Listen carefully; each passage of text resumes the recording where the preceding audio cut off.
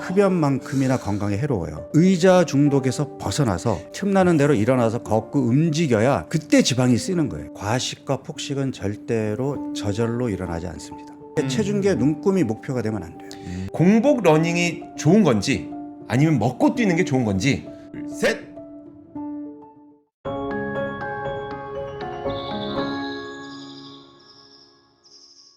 우리가 한간에 떠도는 다이어트와 관련된 거짓 혹은 진실, 속설에 대해서 확인해보는 시간을 먼저 가져보도록 하겠습니다. 네. 자, 첫 번째 질문 제가 한번 가보도록 하겠습니다. 첫 번째 OX 퀴즈는 살찌는 체질은 따로 있다. 체질이라는 게 결국은 이제 유전이냐 환경이냐 이제 이렇게 물어보는 건데 네네. 타고난 체질이 따로 있기는 해요. 살이 네. 잘 찌는 체질이 있습니다. 그렇지만 우리가 유전 환경을 얘기할 때 총알을 장전한 총에 비유를 하거든요. 네. 그러니까 총알은 유전, 방아쇠를 당기는 게 환경. 네. 그러면 내가 유전적으로 살찌는 체질이 있더라도 네. 이 환경에 맞서서 내가 좋은 음식 챙겨 먹고 운동하고 하면 비만해지지 않을 수 있다는 얘기예요. 네. 근데 이게 유전이 아니라 후천적으로도 살찌는 체질이 될 수 있어요. 바뀔 수가 있어요? 천적으로 네. 바뀌는군요. 그러니까 뭐냐 하면 우선 그 무리한 다이어트를 반복하는 경우. 그 다음에 식사가 아주 불규칙한 경우. 이런 경우에는 우리 몸의 신진대사 속도가 떨어져요. 기초대사량이 떨어지고 근육이 빠지기 때문에 네. 살이 잘 안 빠지고 쉽게 살찌는 체질로 바뀝니다. 그 다음에 또 스트레스에 좀 취약한 사람들이 있어요. 그러니까 네네네. 스트레스를 바로바로 풀지 못하고 좀 쌓아두는 사람들. 네. 이게 만성으로 가게 되면 뇌에서 달달한 걸 찾거든요. 네. 그러니까 이게 습관이 되어버려서 이게 무의식 속으로 들어가 버리면 내가 스트레스 받으면 나도 모르게 내 손에 초콜릿이 쥐어져 있거든요. 이런 사람들 살찝니다. 네. 저 그래서 이게 다이어트를 했다가 멈췄다가를 하다 보니까 저도 요요 때문에 살찐 경험이 굉장히 많거든요. 그러면 진짜 요요는 원래보다 더 찐다. 일단 요요 현상이라는 게 이제 뭔지를 이해를 해야 되는데 요요라는 거는 내가 체중계 눈금을 어쨌든 낮춰놨더니 네. 다이어트를 끝낸과 동시에 다시 튕겨 오르듯이 올라오더라. 네. 이게 요요거든요. 그러면 이 요요가 생기는 이유가 뭘까를 이제 분석을 해봐야 되는데 네네. 결국 요요는 잘못된 다이어트의 결과물입니다. 우리가 다이어트의 목적이 뭐죠? 건강한 몸 만들기잖아요. 네. 그러니까 그렇죠. 건강하지 않기 때문에 살이 찌는 현상이 생기는 거거든요. 그러면 건강한 몸 만들기를 하려면 어떻게 해야 돼요? 내 몸을 더 건강하게 해줄 수 있는 좋은 음식을 잘 챙겨 먹어야 되잖아요. 네. 네. 근데 이제 되게 살 빼는 사람들이 어떻게 하죠? 안 먹거나 덜 먹거나 적게 먹거나 이래서 빼려고 하잖아요. 네. 네.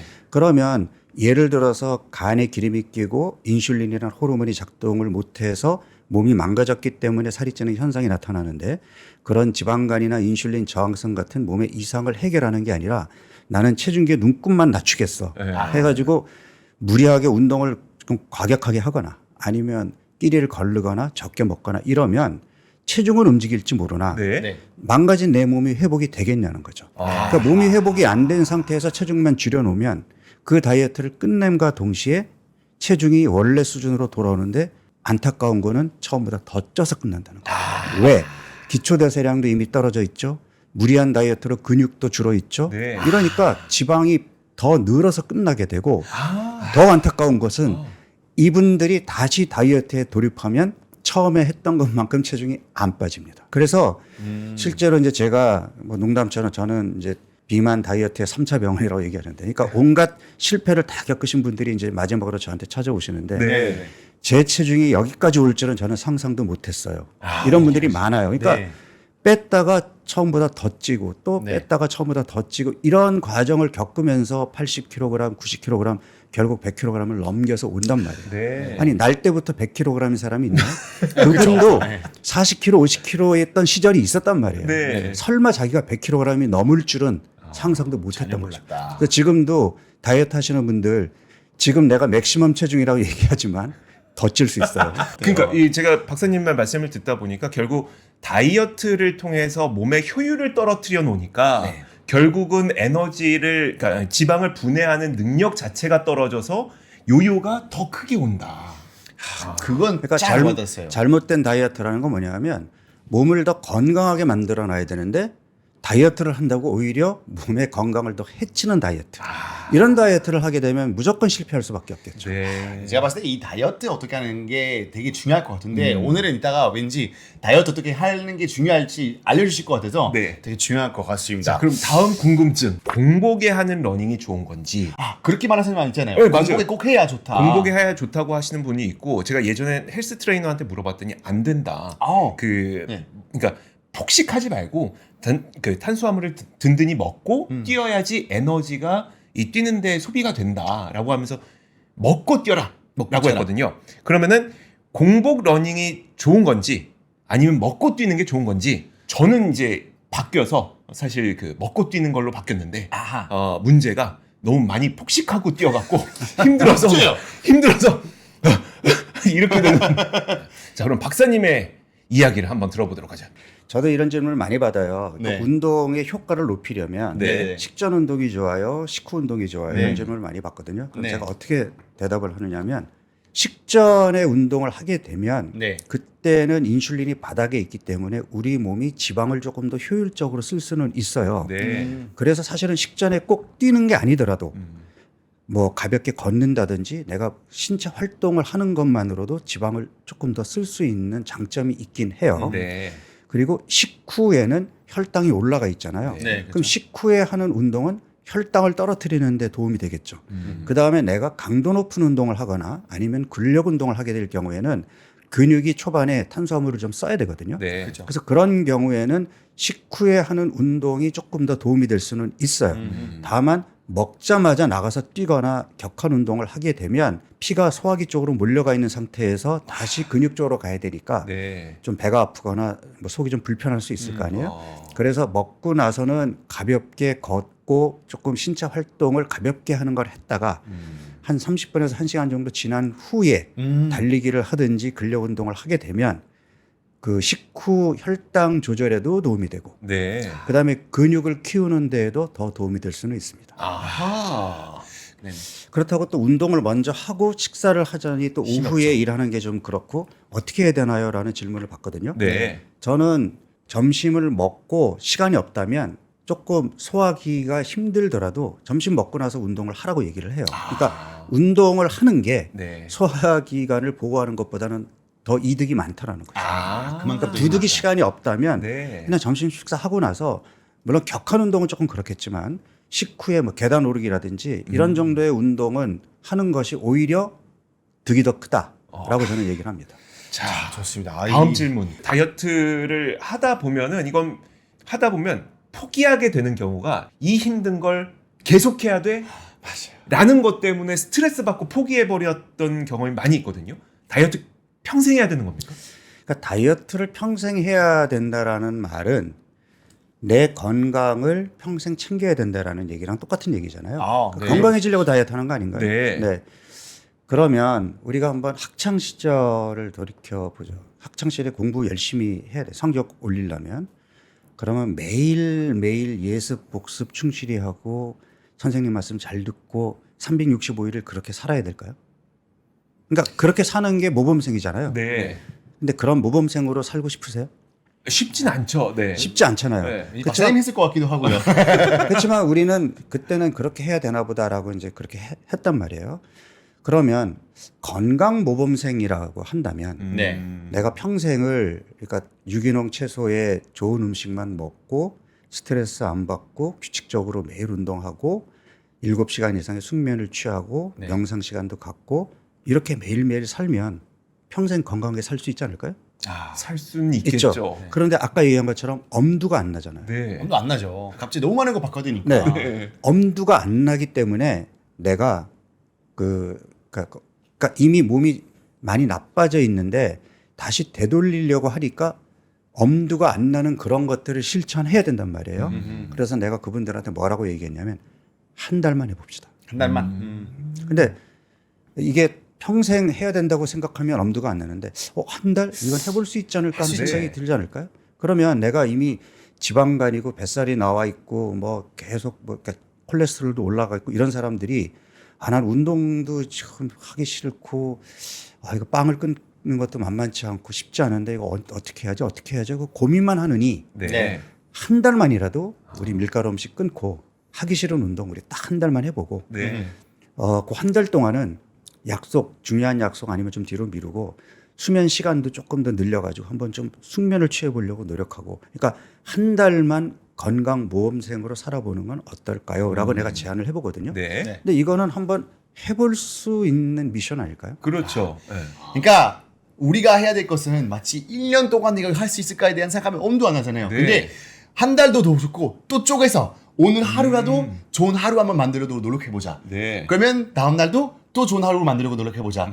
또 그 다음 날도 좋은 하루 만들려고 노력해보면 어느새 난 좋은 삶 살고 있다라고 하는데 맞아요. 진짜 쪼개는 게 진짜 중요한 것 같아요. 그 앞서 이제 내가 칼로리가 이제 의미 없다라는 얘기를 했잖아요. 네. 이 칼로리의 맹점 중에 또 하나가 이제 바로 이런 건데 예를 들어서 내가 다이어트 중인데 어저께 피치 못할 뭐 회식이 있어갖고 소주를 반병 마셨어요. 네. 네네네. 그러면 소주 반병의 칼로리가 이만큼이니까 내가 오늘은 운동을 30분 하던 거를 1시간 늘려서 더 해야지. 네. 그래서 그 칼로리만큼을 운동으로 소모해야지. 이게 칼로리의 개념이거든요. 네. 네, 그렇죠. 그런데 나는 몸이 망가져서 살이 찌는 현상이 생겼다고 얘기했단 말이에요. 네. 예를 들어서 내가 달달한 음식 먹고 술 마시고 해서 간에 기름이 꼈어요. 네. 그러면 그 간에 낀 기름을 걷어내야 내 몸이 건강해진단 말이에요. 네. 그러면 내가 술 먹어서 알코올성 지방간이 됐으면 술을 끊어야 되잖아요. 음. 근데 나는 좋아하는 술을 끊을 수는 없고 네. 술 마시면 내가 그 술 마신 칼로리만큼 더 운동하면 돼. 네. 이러면 지방간이 해결될까요? 안 되겠네요. 당연히 안 지방간은 되죠. 쌓이고 뱃살은 빠질 수는 있고. 그렇죠. 네. 지방은 좀 줄어들 수 있을지 네. 모르나 지방간이 개선이 되겠냐고요. 그렇겠네요. 네. 그러면 지방간을 개선할 수 있는 가장 최선의 방법은 지방간을 일으킨 원흉인 네. 술과 과당을 아예 끊어야 되거든요. 아하. 그러면 간은 재생력, 회복력이 뛰어난 장기이기 때문에 그렇다고 하더라고요. 네. 그러니까 그런 것만 끊어줘도 얘는 빠르게 원상으로 회복이 돼요. 그러면 걔를 정상으로 돌려놓고 그 다음에 다시 술을 마시고 밀가루 음식을 먹는 게 낫지. 나는 술을 너무 좋아하니까 술을 끊을 수는 없고 술 마시면서 간장약 먹으면서 칼로리에 맞게끔 운동 더 하면 돼. 근데 칼로리의 개념으로는 그게 맞거든요. 네. 네네네. 근데 우리가 상식적으로 생각해서 그게 맞는 얘기인가요? 아니죠. 근데 요새 유럽에서는 술 끊는 사람 진짜 많으세요. 그래요? 정말 많으세요. 그래서 요새 젊은 친구들 보면 술 그렇게 안 먹는다고도 하기도 하고요. 솔직히 아직까지 많은 사람들은 또 노알코올 맥주라거나 이런 거에 대한 편견 진짜 많으시잖아요. 네. 제가 한국에서 진짜 맛있는 노알코올 맥주 하나 찾았어요. 그래요? 정말 맛있어요. 그래서 한 번씩 이거 먹으면서 또 좀 약간 기분 탓이라 이래도 좀 낼 때도 있고 요새는 유럽에서는 노알코올 진이라거나 이 사업이 엄청 크고 그리고 네. 노알코올 술만 판매하는 그런 바도 생겼어요. 오. 그러니까 옛날에는 솔직히 담배에 대한 안 좋은 얘기 많이 했지만 네. 술에 대한 안 좋은 얘기 많이 안 했거든요. 그쵸, 그쵸. 이제서야 유럽에서는 술에 대한 안 좋은 얘기 많이 나오기 시작했었어요. 근데 한국은 아직까지 조금 글쎄요 많이 못 받은 것 같아요.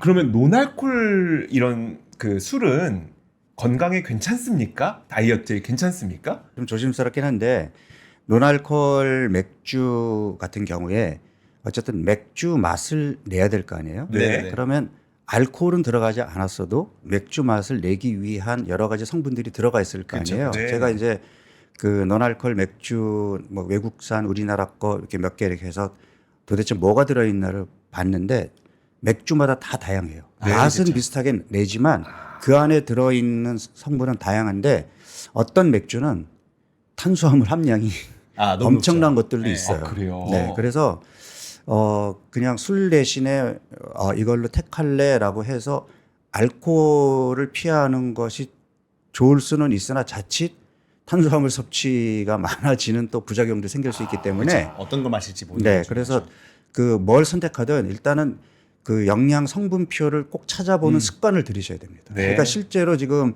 우리 아이들 키우는 이제 젊은 부모님들이 아이들 건강에 신경을 써서 편의점을 가서 아이들에게 간식을 사더라도 건강에 도움이 되는 것들을 이제 많이 사려고 하잖아요. 네. 그래서 뭐 과일향 우유, 그다음에 두유, 그다음에 뭐 요거트 이런 것들이 다 건강에 도움이 되는 뭐 콜라나 뭐 이런 것보다는 건강에 도움이 된다고 생각하잖아요. 네. 그런데 그 안에 들어가 있는 당분이 너무 많단 말이에요. 그러면 결국은 다 설탕물이거든요. 그러네요. 네. 그러니까 건강식의 탈을 쓴 설탕물이거든요. 네.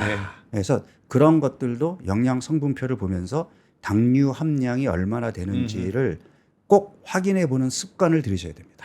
알겠습니다. 다이어트에서 식단, 운동이 정말 중요하다고 다들 알고 있잖아요. 그런데 우리가 정말 중요한 거 놓치고 분명히 뭔가 있을 것 같아요. 네. 혹시 우리가 식단, 뭐 다이어트, 운동 말고 우리가 놓치고 있는 게 박사님 뭐가 있을까요? 많죠. 그러니까 지금 우리가 다이어트 그러면 식이요법과 운동 딱 두 개만 생각하잖아요. 네, 그렇죠. 요 두 개만 내가 철저하게 하면 성공할 것 같잖아요. 네.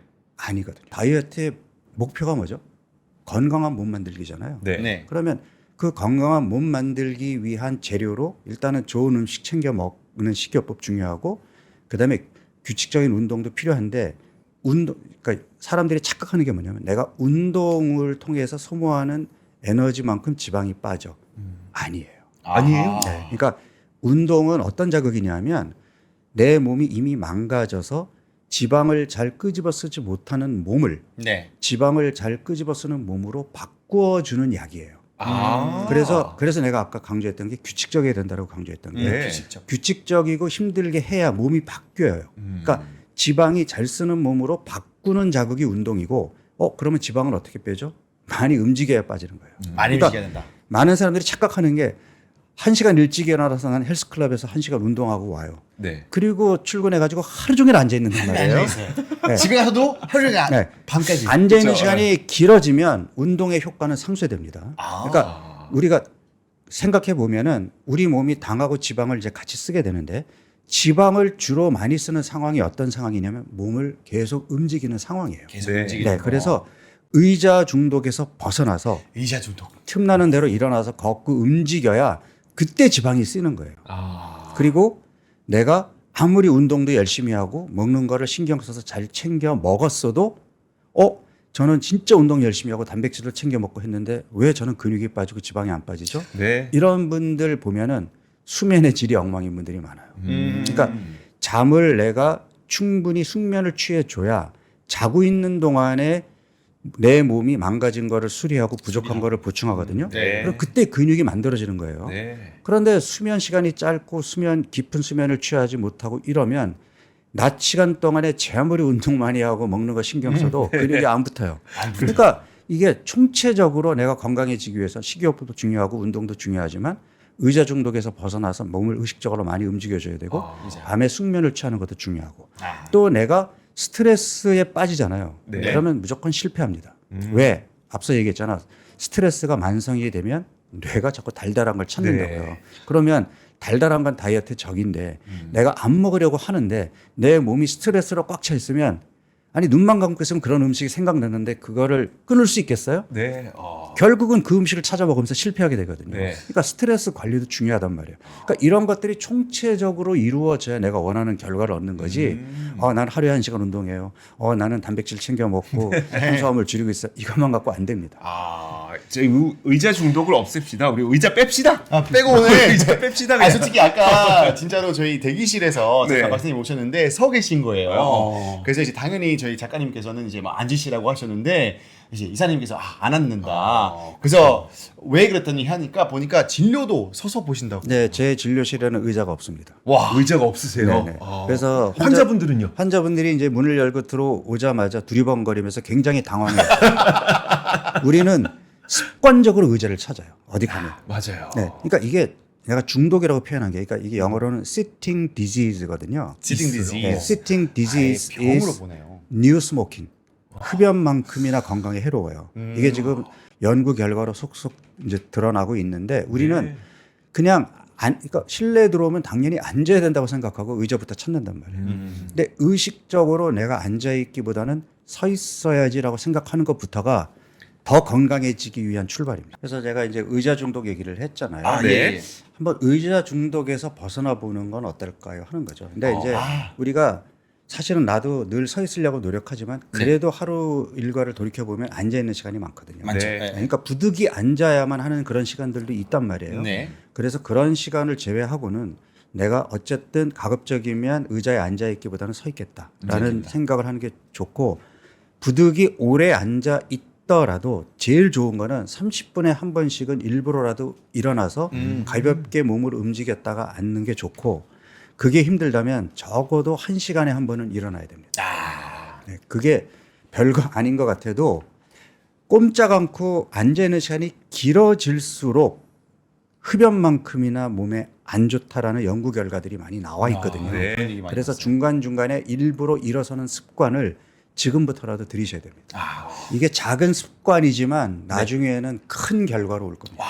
네, 그래서 그러니까 운동 사실 뭐 1시간 운동하는 이상으로 그 효과를 볼 수 있다라고 저는 자신 있게 말씀드릴 수 있습니다. 아니 그리고 제가 진짜 좋아하는 이제 프랑스에 요새는 이제 그런 건강 관련된 이제 그 의사 인플루언서 한 분 계시는데 네. 그분 말하는 게 뭐냐면 우리가 커피 타임이라거나 아니면 뭐 솔직히 담배 피는 타임도 되게 일반적으로 잘 받아들이잖아요. 근데 네. 우리가 잠시 움직임 타임은 사람들이 이상하게 쳐다봐요. 갑자기 밖에 나가서 막 이러고 있거나 그러면 사람들이 저 사람이 왜 뭐 하냐. 근데 우리가 조금 문화적으로 네. 이렇게 하는 사람이 자기 건강 되게 잘 챙기는 사람이다. 그래서 가끔씩 저는 요새 그 아저씨들이 가끔씩 길에서 보면 이렇게 막 움직이신 분들이 있어요. 그렇죠, 그렇죠. 옛날에 조금 왜 저렇게 하나 했는데 요새는 오히려 시선이 바뀌어서 야 이거 진짜 건강 챙기는 거다라고 생각하기 때문에 참 그렇게 우리가 타임 가져가면 좋을 것 같은 생각이 들었어요. 일어나서 그냥 주위 가볍게 이렇게 걷다가 다시 앉아도 되고 네. 그다음에 일어나서 뭐 좀 뭐 스쿼트 동작 몇 번 하셨다 앉아도 되고 왜 그래야 되냐면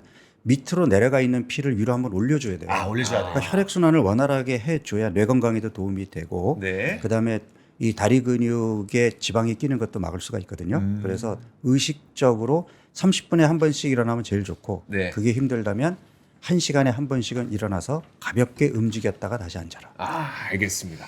내 몸의 투자, 내 건강을 위한 투자에도 한번 신경을 써보시기 바랍니다. 자 이제 전하죠.